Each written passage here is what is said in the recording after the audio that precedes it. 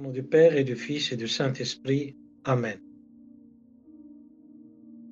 L'iconographie. Pourquoi l'iconographie? Pourquoi j'ai choisi de parler de l'iconographie? Parce que il y a beaucoup qui se demandent pourquoi on a besoin d'une représentation dans l'Église. Pourquoi la représentation?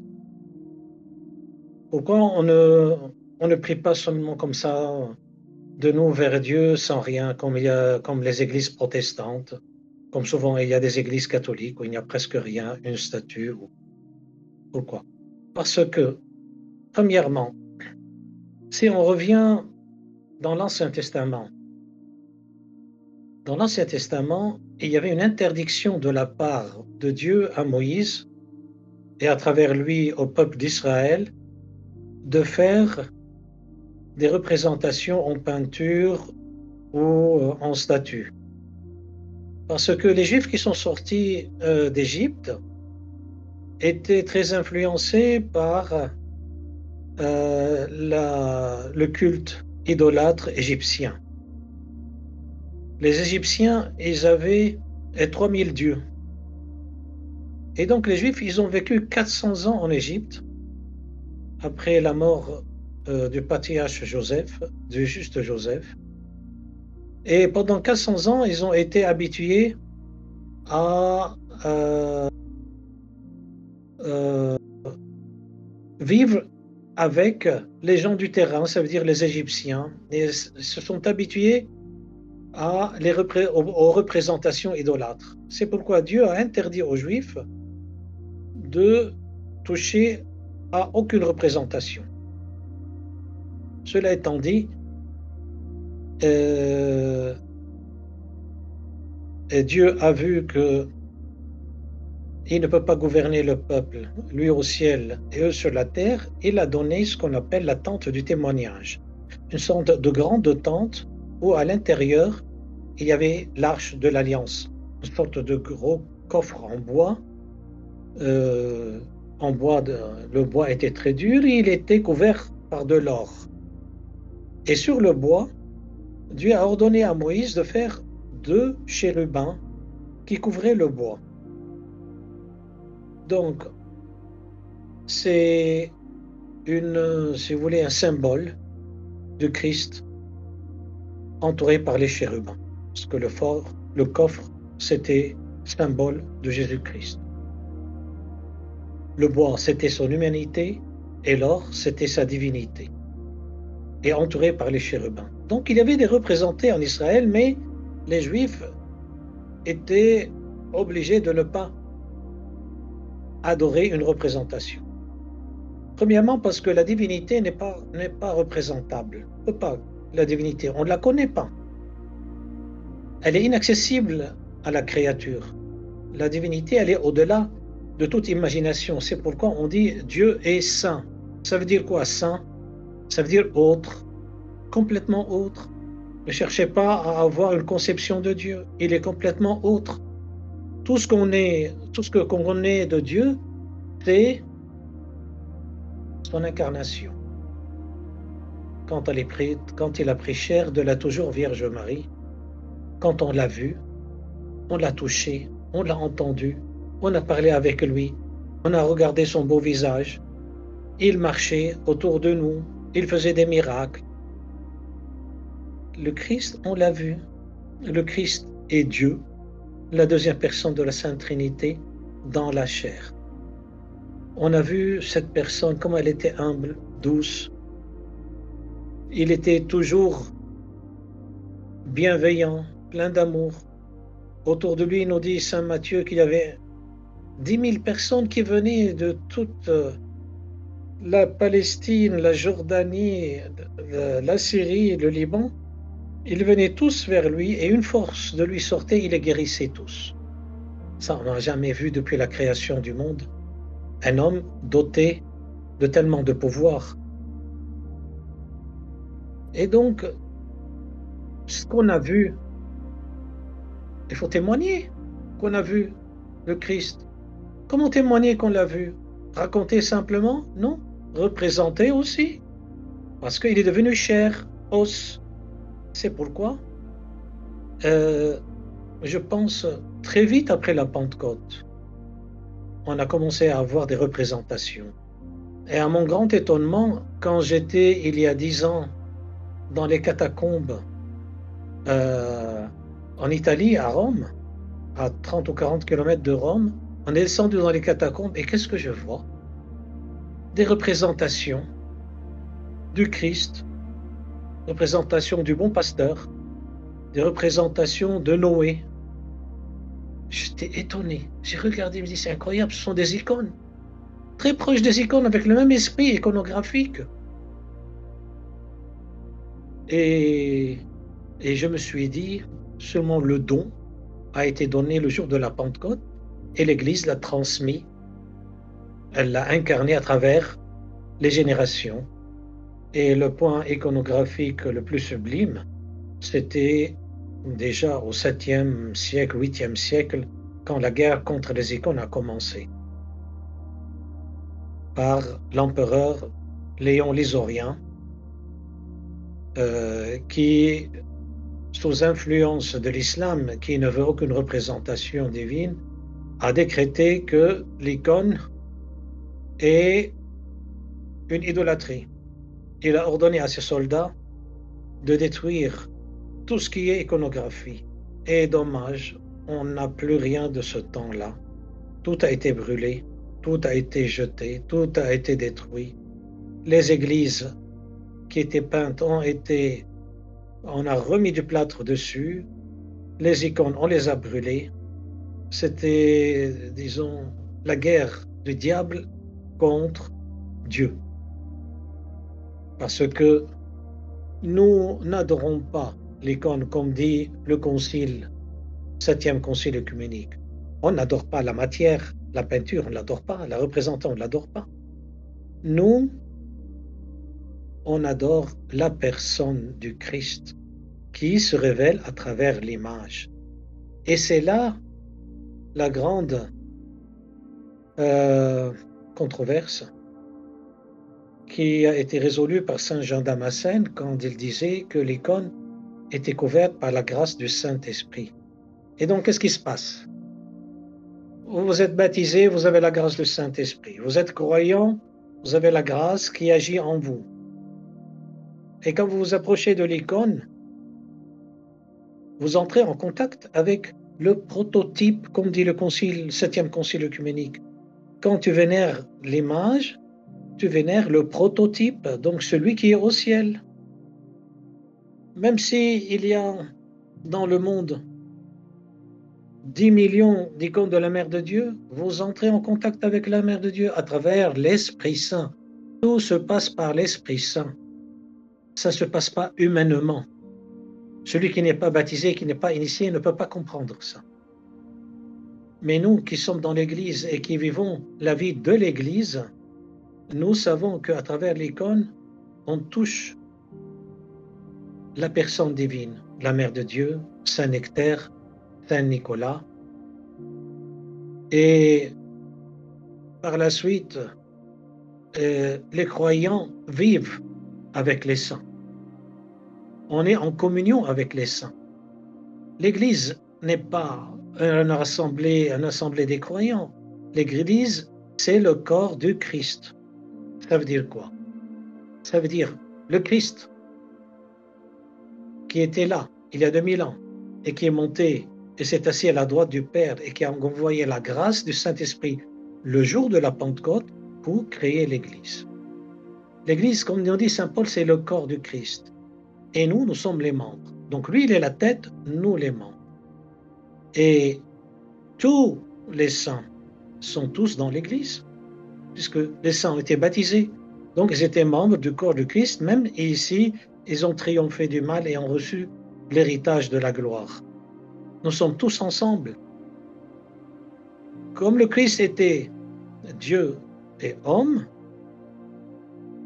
dans sa personne divine, il a assumé les deux natures, il les a unies à travers sa personne divine. Ainsi, dans l'Église, il unit l'Église visible et l'Église invisible. Comme disent les pères, l'Église, c'est le ciel sur la terre. Quand on entre dans l'Église, on entre dans une nouvelle réalité, celle des enfants de Dieu, celle des enfants du Père. Et donc, le chrétien qui participe à la grâce, il a un contact immédiat avec les saints. Il peut leur demander de l'aide. Combien on a vu des saints qui interviennent dans la vie des gens et qui les aident? Combien on a vu la Mère de Dieu qui exauce les prières, qui guérit les malades à travers son icône? Et encore plus, la Mère de Dieu nous en dessine. À travers l'icône, elle pleure. Actuellement dans le monde, les grandes icônes pleurent toutes, puisque la Mère de Dieu est en train de prier avec larmes. Plus qu'elle prie avec larmes, plus que ces icônes pleurent avec elle. Parce que notre monde actuellement est entré dans une phase redoutable. Les gens ont quitté le Christ et malheureusement, ils s'attirent eux-mêmes les problèmes et on voit ça partout dans le monde actuellement. Les problèmes, les guerres, les inondations, le feu, les tremblements de terre. C'est pas Dieu qui fait ça, c'est l'homme. C'est à cause de l'homme, parce que l'homme a été créé pour la terre, pour le monde, pour l'entretenir. Et quand l'homme fait le mal, la terre crie. Comme il a dit le Christ à Caïn qui a tué son frère, la terre, j'entends des cris de la terre, le sang de ton frère crie pour moi. Donc la terre s'exprime, puisqu'elle a été créée pour nous. Elle s'exprime, et c'est comment elle s'exprime? Par tout ce que vous voyez, la chaleur étouffante, les tremblements de terre, les volcans, les inondations, je ne veux pas continuer. Et donc l'homme est responsable. Si l'homme vivait selon la loi de Dieu, tout coopérait à son bonheur. Mais absolument tout. Il y aura la paix, il y aura une abondance des fruits de la terre, il y aura l'amour, la charité, les hommes vivront comme dans un paradis. Mais non, l'homme, il est intrinsèquement mauvais. L'homme est mauvais. Seulement, il deviendra intelligent et sage quand il s'unit à son Créateur. Parce que nous n'avons pas été créés pour vivre indépendamment de Dieu. Nous avons été créés pour être unis à la divinité, pour qu'on soit transfigurés, déifiés, pour que nous obtiendrons cette nature divine qui descend dans nos cœurs à travers les sacrements. Celui qui communie au corps du Christ, communie au Christ qui est assis à la droite de Dieu le Père. C'est pourquoi Saint Paul nous dit, ayez les pensées du Christ qui est à la droite de Dieu le Père, parce que vous êtes assis, vous êtes mort par le baptême, vous êtes ressuscité après le baptême, et vous êtes monté, vous êtes assis avec Christ à la droite de Dieu le Père. Donc cherchez ce qui est toujours en haut. Regardez en haut. C'est pourquoi le chrétien est appelé à une vie sublime, pourvu qu'il connaisse le but de sa vie et qu'il soit vraiment en union avec Dieu. Revenons à notre sujet. Et donc, pourquoi il y a des icônes? Pourquoi il y a des fresques dans l'Église? Ces personnages qui ont vaincu sont pour nous un exemple. Les icônes, ils sont pas là pour nous enseigner ou enseigner aux gens qui sont ignorants ce qui se passe. Pas du tout. Les icônes sont là parce que ils sont notre exemple et on doit les suivre.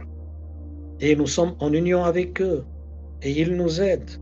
Parce que le but de l'icône qu'on voit, c'est qu'on devient comme elle. Le Christ nous a créés à son image, il nous a donné avec les sacrements à parvenir à sa ressemblance, être comme lui. Un Dieu. Vous êtes des dieux, il nous a dit. Il nous transforme. L'Esprit Saint travaille dans notre cœur toute notre vie. S'il voit qu'on fait l'effort, s'il voit qu'on se repent de nos péchés, qu'on redresse notre pensée, qu'on acquiert la pensée du Christ dans les saints évangiles, qu'on essaye de vivre selon les commandements du Seigneur aimez votre prochain, ne le jugez pas, pardonnez, soyez humble, ne vous mettez pas en colère, soyez généreux, faites la prière en continu. Le Christ disait à ses disciples, priez sans cesse, parce que la pensée, comme le dit saint Paul, on a la pensée qui est celle du Christ. Donc, c'est une pensée qui monte vers lui, en permanence, vers son Père, vers le Saint-Esprit, vers la Trinité. Et si on arrête cette pensée, ben, le temps, malheureusement, sera perdu. Ou bien notre pensée, elle va vers des futilités, des choses sans importance. Elle peut aller vers le travail, bien évidemment, parce que c'est nécessaire de travailler et de vivre. Mais plus que ça, malheureusement, la pensée va vers le mal. Et une fois que vous avez tourné votre pensée vers le mal, vous vous éloignez de Dieu. C'est le péché. Et là commence la vie du péché dans l'homme. Une fois que l'homme est saisi par le péché, il fait la volonté du diable, à travers la vanité, à travers l'orgueil, à travers la volonté personnelle, à travers le manque d'amour, à travers la colère, il s'éloigne de l'icône et l'Esprit Saint se retire de lui. Il ne le dessine pas spirituellement. Mais les saints, les icônes, ils nous ont montré comment ils ont gagné. Ils ont triomphé. Mais ils étaient comme nous. Ils étaient hommes comme nous. Ils n'étaient pas des géants. Non, ils étaient des hommes comme nous, mais ils ont voulu donner leur âme au Christ. Parce qu'ils savaient que ce monde ne va pas leur procurer la belle vie, ni le bonheur, ni la vie éternelle. Ils savaient qu'ils allaient le quitter un jour ou l'autre.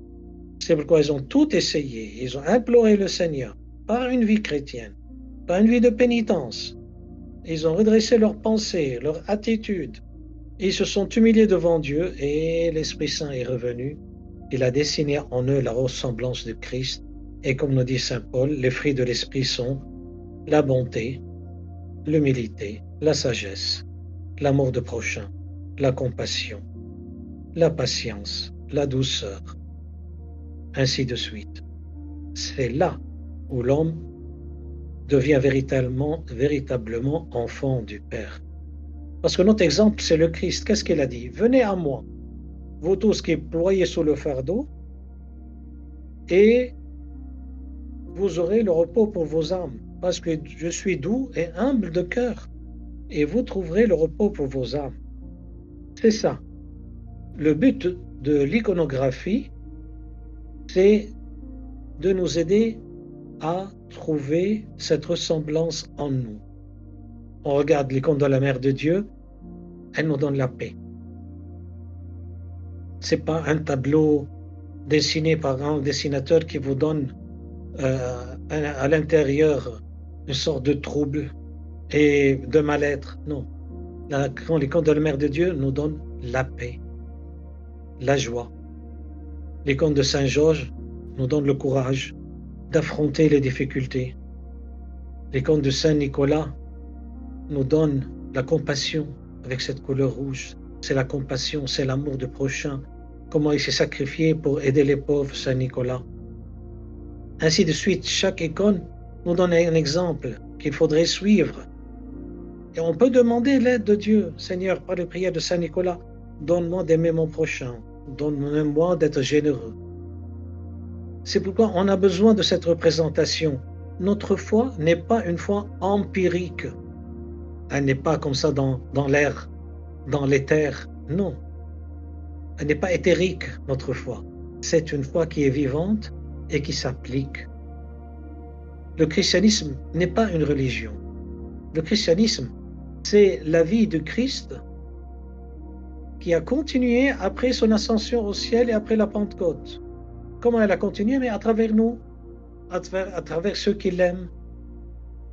Le Christ continue à vivre dans le monde à travers les gens qui l'aiment, à travers ceux qui suivent ses commandements, à travers ceux qui le prient, qui l'implorent de venir les aider, de les enlever de cette fournaise du péché dans laquelle ils baignent.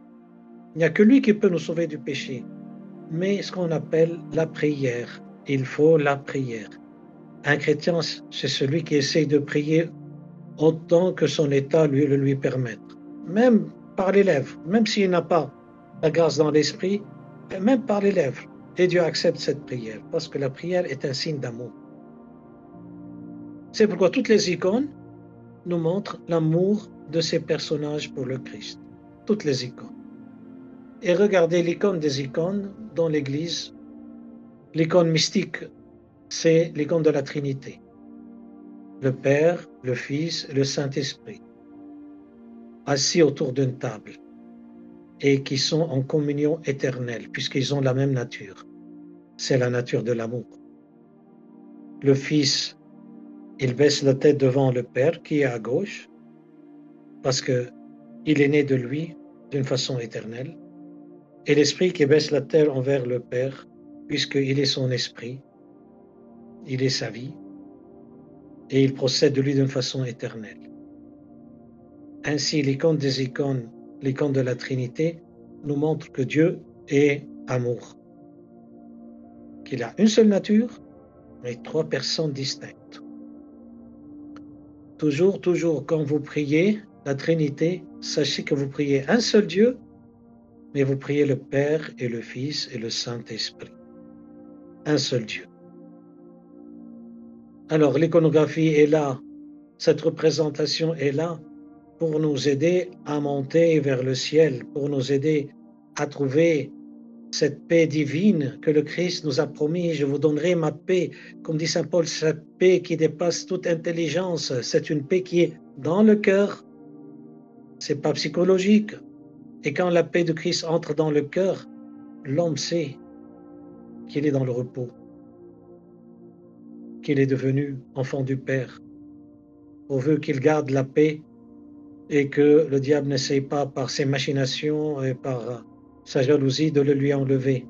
Parce que c'est la lutte du chrétien en permanence, comment faire face à ce que le diable ne m'enlève pas l'amour que j'ai pour le Christ, la prière, la concentration, qu'il ne m'enlève pas ma bonne disposition, qu'il ne m'enlève pas l'envie de prier, de lire l'Évangile.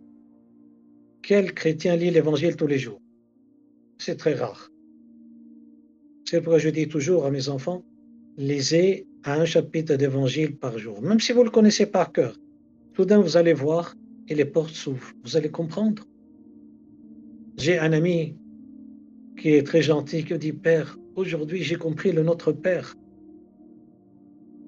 Il dit le Notre Père depuis 35 ans, mais aujourd'hui Dieu lui a révélé le Notre Père. Contact avec Dieu le Père dans le Saint-Esprit. La vie du chrétien n'est pas une vie de ce monde, même s'il est dans ce monde, même s'il partage toutes les souffrances de ce monde, mais elle n'est pas de ce monde, puisque là, elle a une poussée éternelle. Et son cœur est au ciel et son corps est par terre dans ce monde.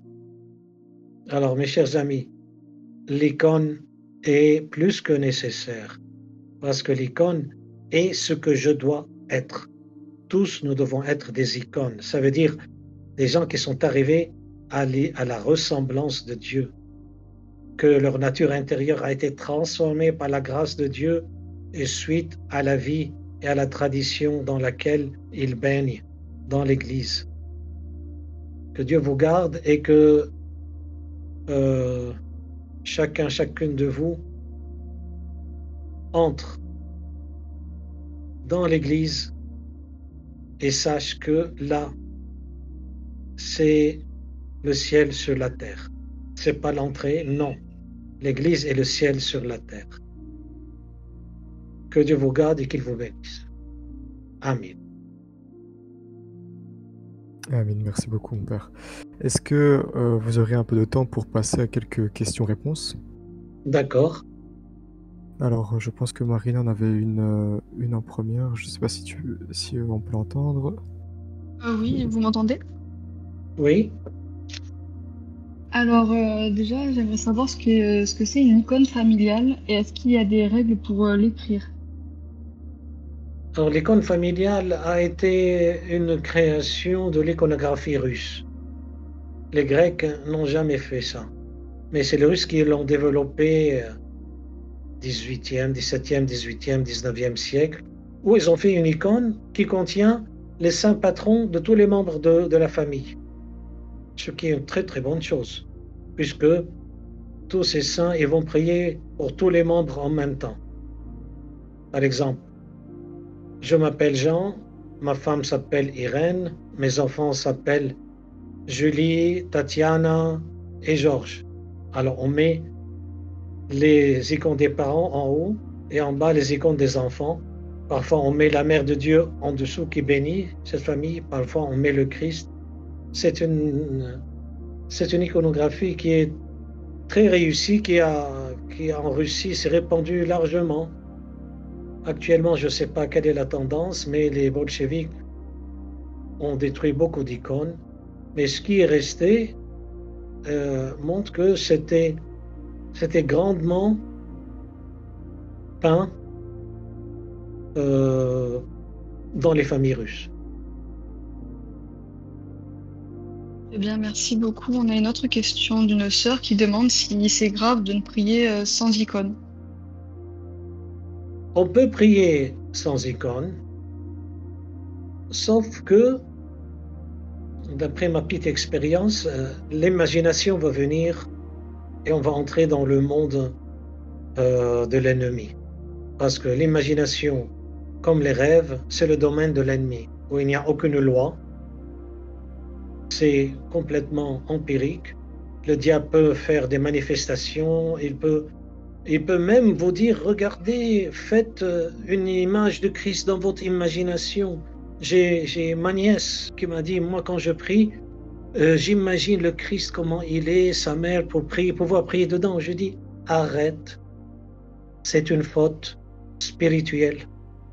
Il ne faut pas utiliser l'imagination, parce que l'imagination ne mène qu'à la déception. Et à travers l'imagination, le diable nous trompe énormément, mais énormément. On croit que c'est vrai, et non, finalement, c'est pas vrai. Et on est déçu après. C'est pourquoi évitez l'imagination. Maintenant, si vous êtes avancé spirituellement, oui, fermez vos yeux, vous allez contempler. Ça, c'est plus l'imagination, c'est la lenous, c'est la faculté de contempler la nature divine, ou ce que l'Esprit Saint vous montre.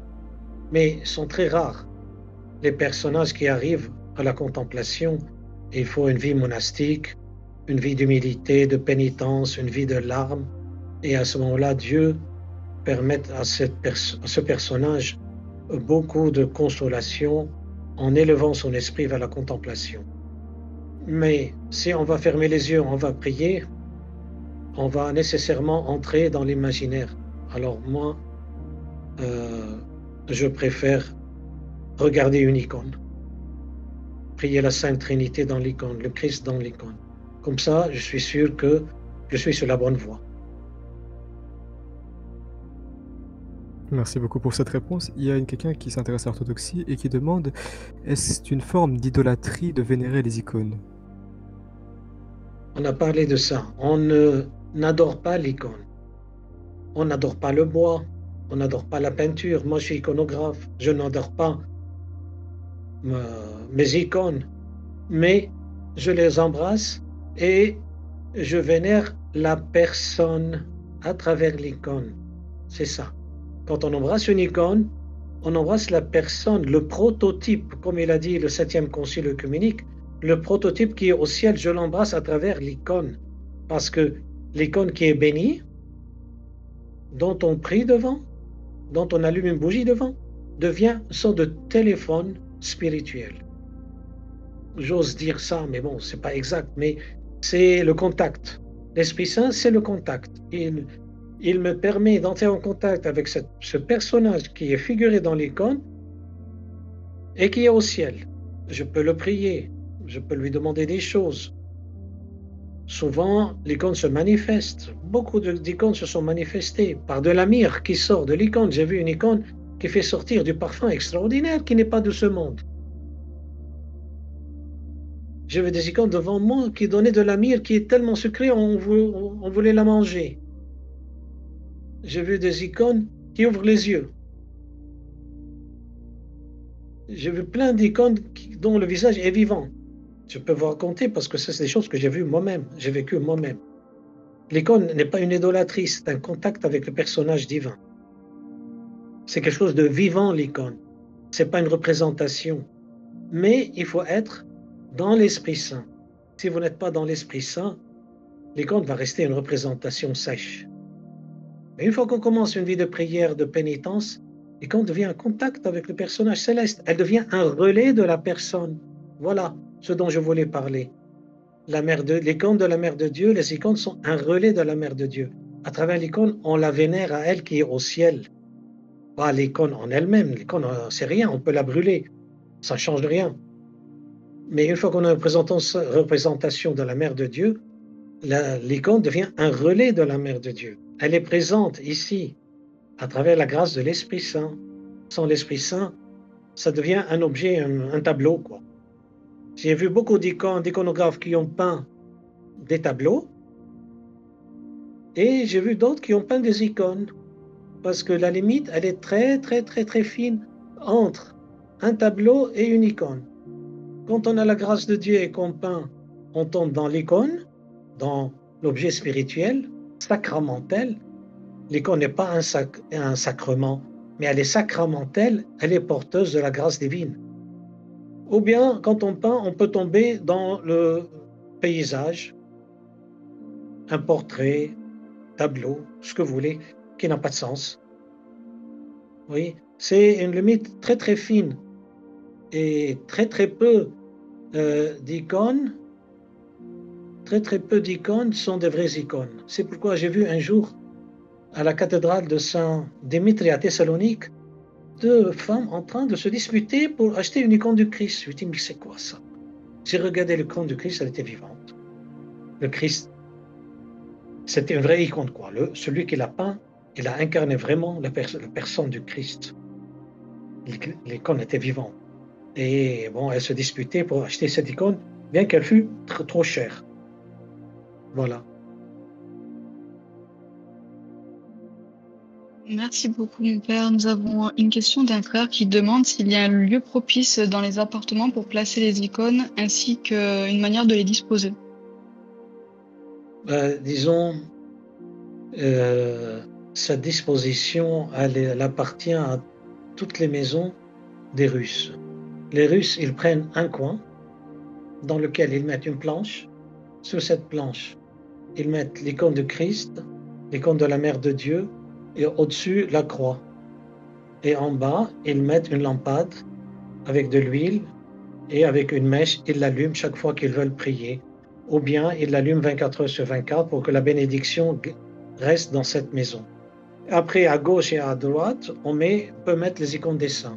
Et au milieu, c'est toujours le Christ, la Mère de Dieu et la croix. Ceux qui ont la Trinité, ils mettent la Trinité au milieu aussi. Voilà. Merci beaucoup. Une sœur demande, un frère, pardon, demande s'il faut faire bénir une icône ou on peut s'en passer. Il est toujours bien d'amener à l'icône pour que le prêtre la mette pendant la liturgie sur le Saint-Autel. Par exemple, en Syrie, les icônes peintes, ils la gardent 40 jours dans l'église. C'est une tradition. Chez les Russes, on la met sur le Saint-Autel pendant une liturgie pour que la grâce descende sur elle. D'autres, il y a des prières qui sont prévues pour que le prêtre bénisse l'icône et pose sur elle l'onction de l'huile sainte. Ça dépend dans quelle église vous êtes. Mais même si elle n'est pas bénie, vous pouvez toujours prier l'icône, puisque le 7e concile œcuménique, il a dit, l'icône est bénie par la ressemblance avec le prototype et par le nom qui est écrit dessus. C'est ce qu'il a dit le concile. Bénir vraiment des icônes, ils ont créé cet office il y a au 19e siècle, mais avant, on ne bénissait pas les icônes, on les mettait sur l'autel pour qu'elles soient touchées par la grâce divine. Merci beaucoup pour cette réponse. Je pense que quelqu'un voulait venir en vocal pour poser une question. Oui. Bonjour, vous m'entendez bien? Oui. J'avais une question par rapport aux icônes, je ne sais pas si elle a déjà été posée. Mais que pensez-vous des icônes qu'on imprime sur du papier avec une imprimante? Voilà. Les gens qui n'ont pas la possibilité d'avoir des icônes peintes, ce qui est, ce qui est commun à 90% ou 95% des croyants, ben c'est bien d'avoir des icônes imprimées sur du papier et c'est toujours valable de prier devant. Il n'y a pas de problème. On peut prier devant une représentation. Maintenant, si on veut une icône véritable qui est peinte selon les règles et devant laquelle on prie, ça c'est autre chose. L'icône qui est peinte, c'est autre chose. Mais on peut toujours prier devant une représentation, une photo.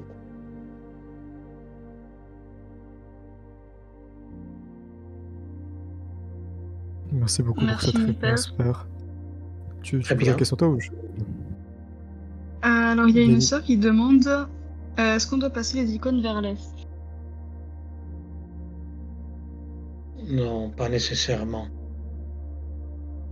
La seule direction vers l'est, c'est les hôtels, les églises. On les tourne vers l'est parce que le paradis est à l'est.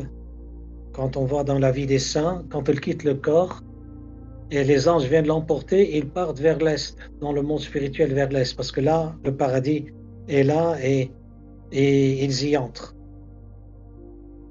C'est seulement pas ça, parce que le but de l'Église, c'est le paradis, le royaume de Dieu. Il commence ici dans nos cœurs et il se termine par sa présence vers l'est dans le monde spirituel. C'est pourquoi on tourne les églises vers l'est, vers le soleil levant, vers le Christ ressuscité, vers le royaume de Dieu.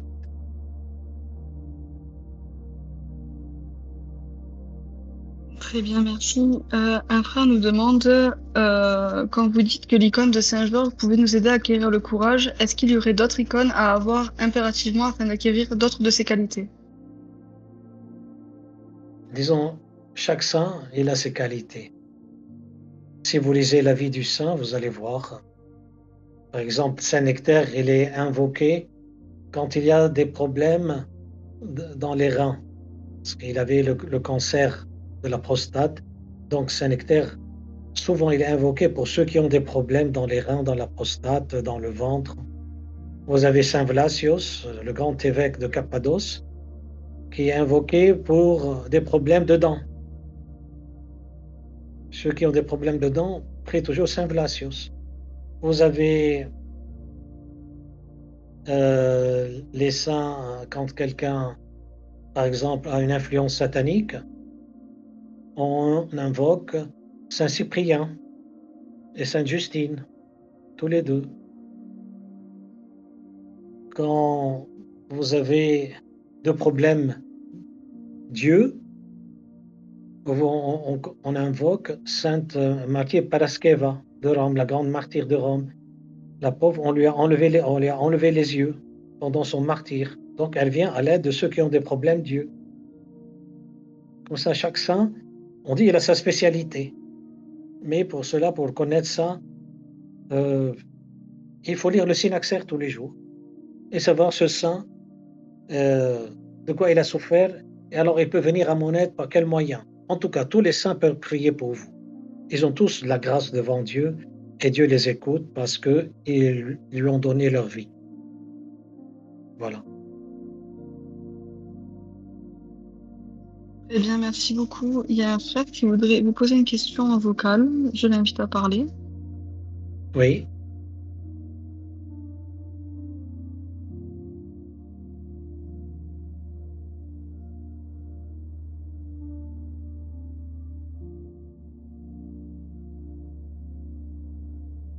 Bon, en attendant qu'il arrive à se connecter, je vais poser la question qu'il avait déjà posée.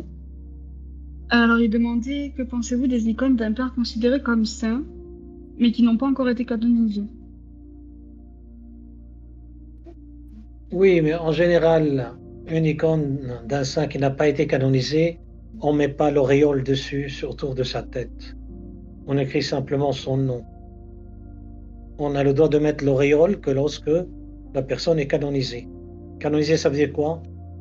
et sa vie est devenue un canon pour nous. Ça veut dire un exemple. Quand l'Église tranche, le Saint-Synode dit qu'un tel personnage est saint, on commence à le peindre et à mettre l'auréole en or autour de sa tête, parce que sa vie est un canon. On sait que si on suit l'exemple de sa vie, on arrive comme lui à la béatitude.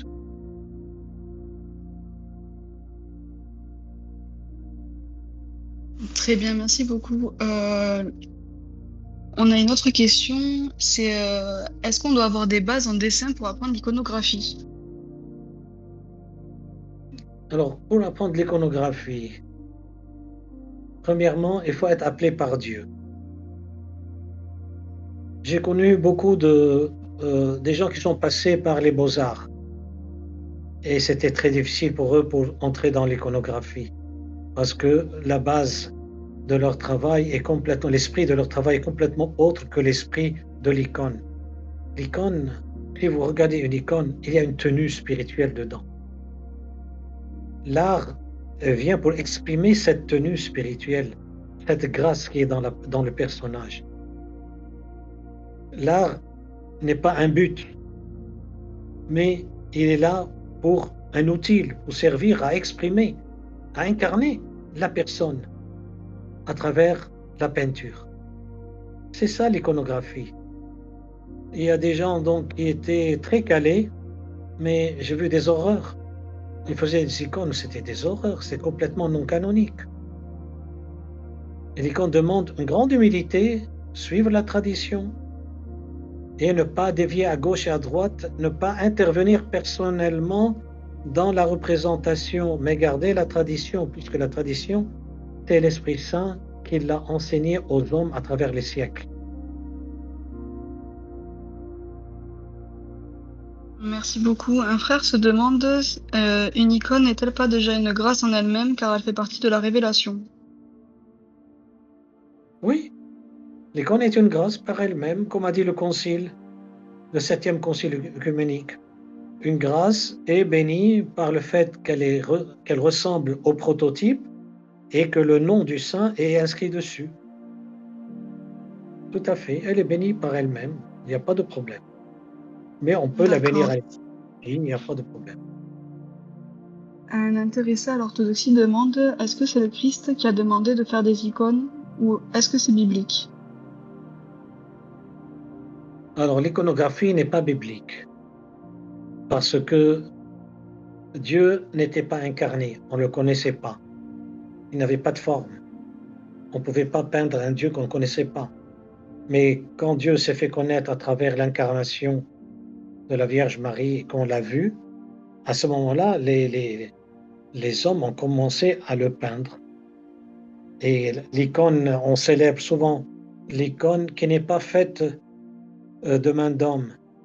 Ça veut dire qu'il a été imprimé par Véronique, qui portait un linge et que le Christ lui a imprimé son visage, et son visage a été envoyé au roi Abgar en Mésopotamie, en Irak, qui l'a gardé et on l'a trouvé au IIe siècle muré dans une des murailles à l'entrée de la ville. Et c'est ça ce qu'on peint maintenant. Les Russes, ils peignent le visage de Christ seulement.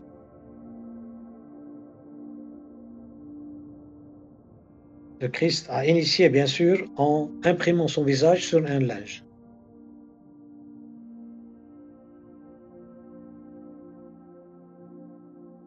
D'accord, très bien. Un frère catéchumène demande comment savoir si une icône achetée sur le net fut pleinement imprégnée de lettres représentées sur celle-ci.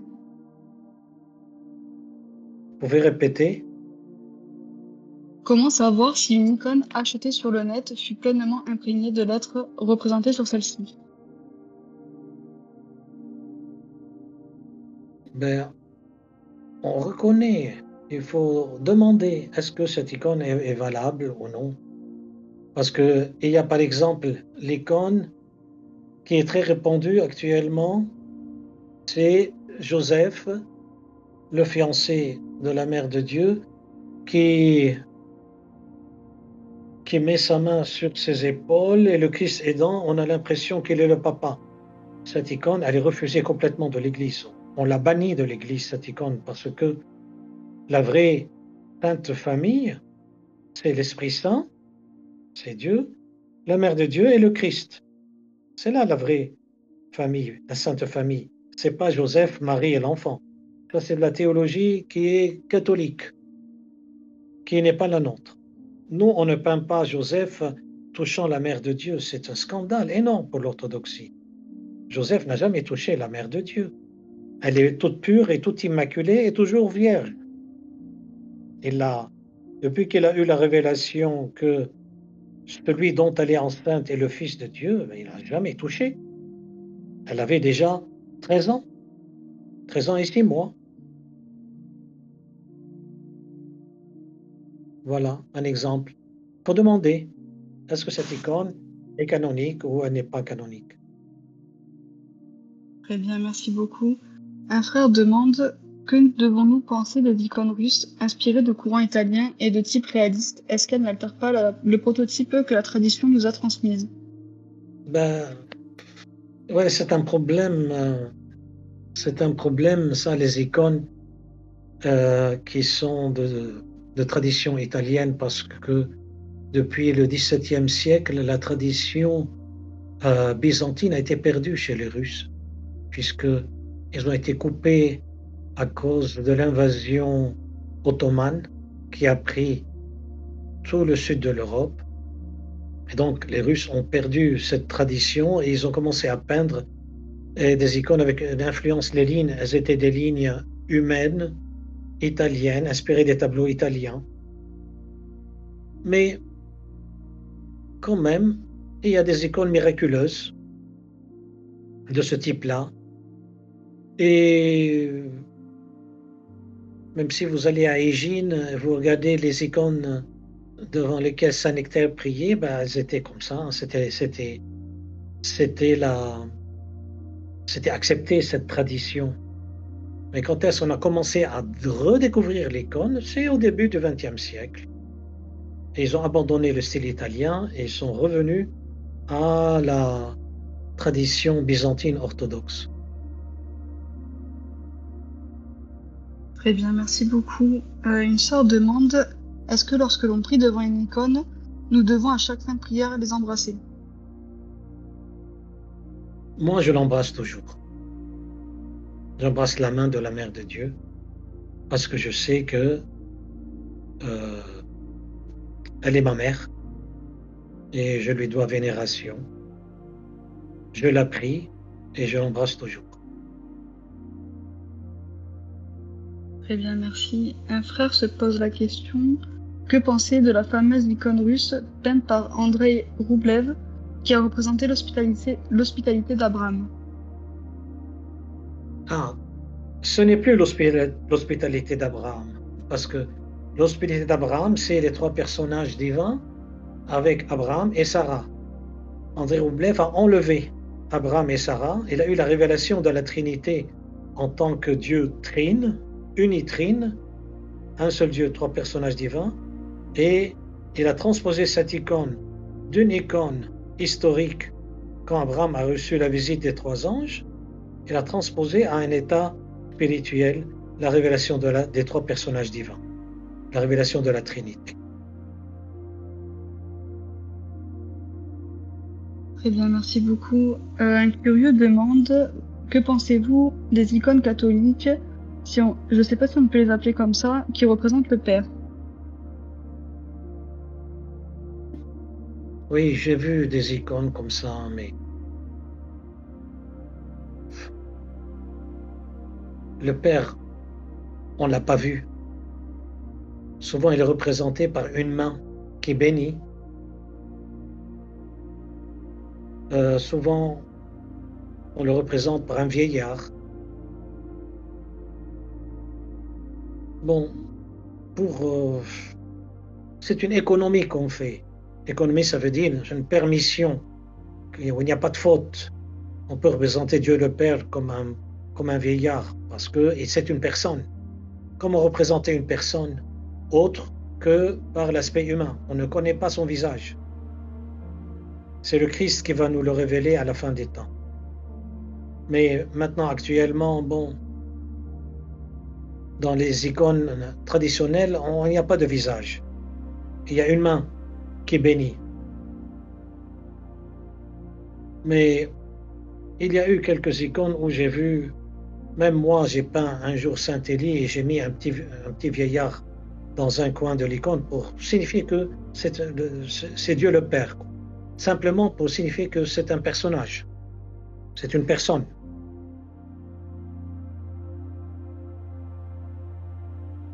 Très bien, merci beaucoup. Nous avons une dernière question.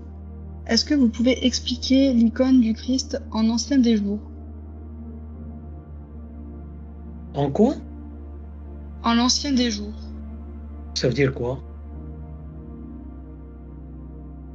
Apparemment, c'est une icône. C'est celle où on va représenter le Christ avec une forme plus âgée, avec une longue barbe blanche et des cheveux blancs. Moi, je connais l'icône de Christ, le lion de Juda. On le représente un petit enfant. Au monastère chez nous, il y a cette représentation, le lion de Juda, où il est sur une sorte de grande nappe. Les anges sont autour de lui et lui, il dort. C'est le lion de Juda. Je connais la représentation de Christ où il a 15 ans.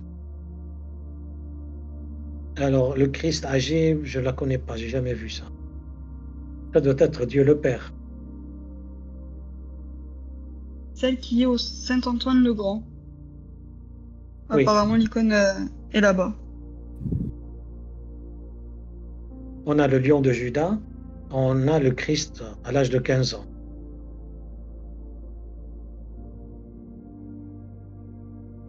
Très bien, merci beaucoup. Du coup, une personne se demande, pour rebondir sur la question, que signifie le lion de Juda? Mais c'est une prophétie de l'Ancien Testament. Je